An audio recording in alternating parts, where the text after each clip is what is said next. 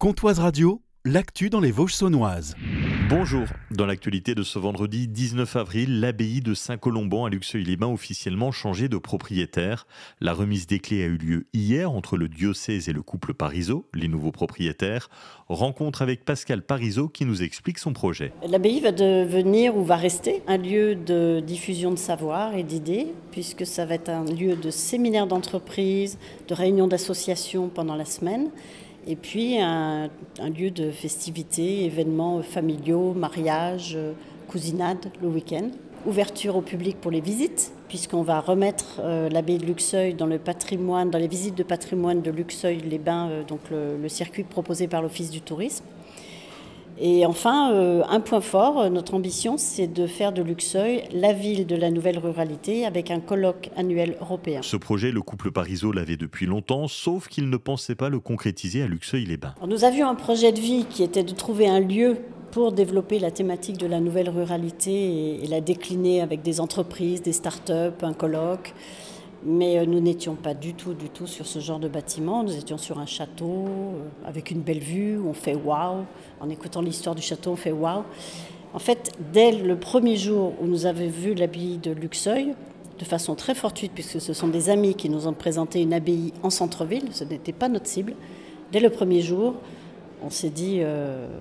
c'est là. Cette vente est un moment très important pour la ville. Frédéric Burgard, maire de Luxeuil. On avait à cœur que le diocèse trouve un partenaire de qualité pour pouvoir y développer un projet qui soit en résonance avec ce qu'on entreprend, nous, du côté des élus luxeuviens depuis pas mal d'années, en se basant beaucoup sur un développement culturel, touristique, sur notre architecture, sur notre patrimoine remarquable à Luxeuil. Donc le fait d'avoir un couple d'investisseurs qui souhaitent donner une dimension encore plus importante à l'abbaye pour pouvoir en faire un véritable outil d'attractivité économique et touristique supplémentaire sur le secteur, forcément c'est une excellente nouvelle pour nous.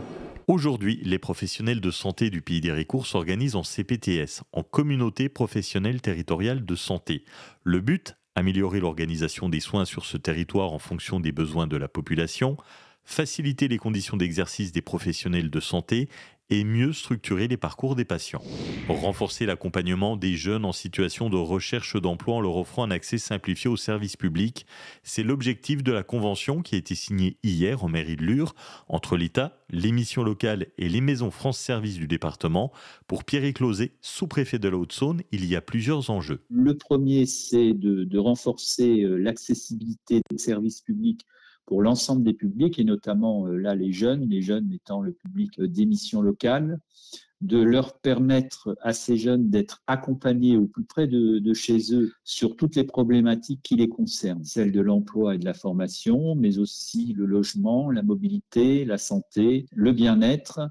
L'idée étant de faciliter la mise en relation entre le jeune et la mission locale.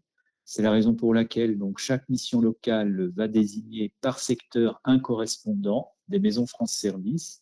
Les conseillers et les conseillères des maisons France Service seront en contact permanent avec ce correspondant et ainsi ils pourront accompagner au mieux le jeune qui se présentera devant eux. Donc c'est un partenariat majeur quand même pour les maisons France Service et ça n'est au fond que l'officialisation d'une situation qui existait déjà, mais surtout la concevoir, cette officialisation, comme un renforcement de l'offre de services en faveur des jeunes, de leur emploi, mais aussi de toutes les difficultés qu'ils peuvent rencontrer dans un territoire rural comme le département de la Haute-Saône. Toujours à Lure, mais dans une ambiance bien différente, une trentaine de salariés des ambulances Gros de Mouge étaient en grève surprise hier. Leurs revendications concernent les demandes de congés d'été ignorées, l'absence de dialogue social et de management, entre autres. Yann Kaiser, le co-gérant, reconnaît des difficultés sur le planning des congés estivaux et sur le temps de pause du midi. La grève pourrait être reconduite ce vendredi. Vous avez vu des cabanes dans le parc des Thermes de Luxeuil-les-Bains? C'est normal. Ce dimanche, de 14h à 18h, se déroulera le Parc en fête, un événement familial pour Martine Bavard, adjointe à la culture à Luxeuil. Et cette année, 30 exposants seront là. En termes d'exposants, nous avons bien sûr ce qui fait le thème de la fête du parc, c'est-à-dire tout ce qui est un petit peu motoculture, tout ce qui est plantes, vente d'arbres, et de greffes d'arbres, etc. On va y retrouver aussi du travail sur l'osier. On va y trouver beaucoup de nourriture locale. Par exemple, les glaces de la ferme qui vont venir pour la première année. Nous aurons du pain avec Lopin au levain, nous aurons le jambon de Luxeuil, nous aurons le vin Guillaume, la fromagerie de Saint-Bresson, l'escargotière du Vieil Étang. Bref, nous aurons beaucoup de producteurs locaux, beaucoup. Et nous aurons aussi des animations pour les jeunes. Nous aurons par exemple la ferme itinérante des petits sentiers animés de Saint-Bresson, qui viennent avec tous les animaux qui peuvent être transportables, les moutons, les chèvres, les canards, les oies, les poules, les lapins, etc. Nous aurons aussi nos traditionnelles promenades en Rosalie dans le parc thermal. C'est gratuit, c'est sous couvert d'un adulte tout de même pour promener les enfants. Et puis nous aurons aussi des jeux en bois, des jeux de sport qui seront proposés à l'intérieur du parc thermal. Et enfin, nous aurons à 15h30 une aubade donnée par l'Orchestre d'Harmonie qui recevra en même temps les Chequeyots de Fougerolles. Ce week-end, c'est une pluie d'étoiles filantes que vous pourrez observer dans le ciel avec un pic dans la nuit de dimanche à lundi avec jusqu'à 18 étoiles filantes par heure. D'ici là, passez un excellent week-end et suivez-nous sur vos réseaux sociaux préférés en vous abonnant à notre compte Comtoise Radio ou directement sur comtoiseradio.fr. Passez un très bon week-end, à lundi.